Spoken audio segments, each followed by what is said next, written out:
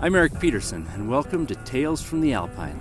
Today I'm at the Lloyd Mackay Hut, nestled 2,700 meters above sea level. For you Americans, that's about 8,900 feet elevation.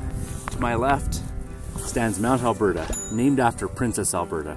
I'm not sure why she was chosen to be the namesake of this mountain, but if she was anything like it, she was difficult, dangerous, and took great pleasure in denying Swiss guides and Canadian mountaineers. It would seem, however, that she had an affinity for Japanese climbers.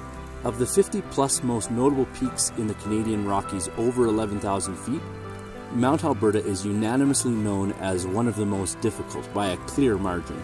It was the last of its kind to be climbed, finally conquered decades later after all of the other most notable peaks by a small team of Japanese climbers in 1925. To add to its challenge and mystique, Mount Alberta can't be seen from the parkway. One must find their way up what is often a multi-day slog, ending with a scree slope that is described as downright repugnant. Although my opinion probably doesn't mean much, I tend to agree. Today I'm going to tell you one of the many tales of Mount Alberta. These are real stories written by brave and delirious women and men, firmly standing in the depth of their own madness. It's a pursuit of the impossible and the mundane, climbing lovely and repugnant piles of rock in the Canadian Rockies. Take these words with a considerable helping of salt, as their truth is no more reliable than the footing found when climbing them. For each story that sounds too fantastic to be real, there is another that doesn't even begin to describe the heart-pounding danger and moments on the edge of mortality that the penholder and their certifiably insane friends have experienced. The truth lies somewhere in the void between the airy summits of these mountains and the stars above. Fantastic or not, these are the stories of the people who dare to breach the space between the earth and the heavens, where the line beyond reality blurs into feats most will only dream of. These are the tales from the Alpine. August 4th and 5th, 1999. Came to solo the Japanese route. Denied. Snow in gully. Snow sloughs coming off east face. Made an attempt anyway. Was rope soloing 4th pitch 140 feet up with one manky #1 nut for gear. Crossing a snow patch, patch came off.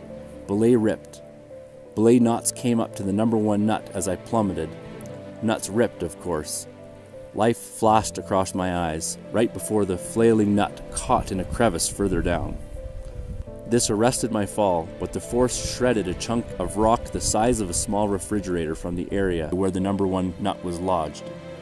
Luckily, I had time to jump behind a chalkstone before the weight of the 3-ton rock came into the fully extended rope, snapping it like a used plastic bootstring, but not before my 9/16 webbing diaper sling harness left a massive welt around my midsection. Being in shock, I didn't feel like finishing the climb, so I wrapped off with the 20 feet piece of rope I had left, leaving behind all my gear, including my helmet, which I rigged with some slings and actually got a camming effect in a parallel-sided crack. Not to worry though, I had backed it up with an A5 beak and a half-inch thick patch of moss! Exclamation point. Well, maybe that's an exaggeration, you can tell was written in later. Anyway, this is a beautiful place, but it would have been a lot prettier had I summited. By the way, where in the heck is the previous hut register? Was looking forward to some interesting reading. Probably some lame American alpinist typed it, or some paranoid hut maintenance personnel took it back to ACC headquarters, knowing some mental cretin would abscond with it. Persons who steal summit hut registers will burn in hell forever. Chris Dolieska, Seattle. August 5th, the next day.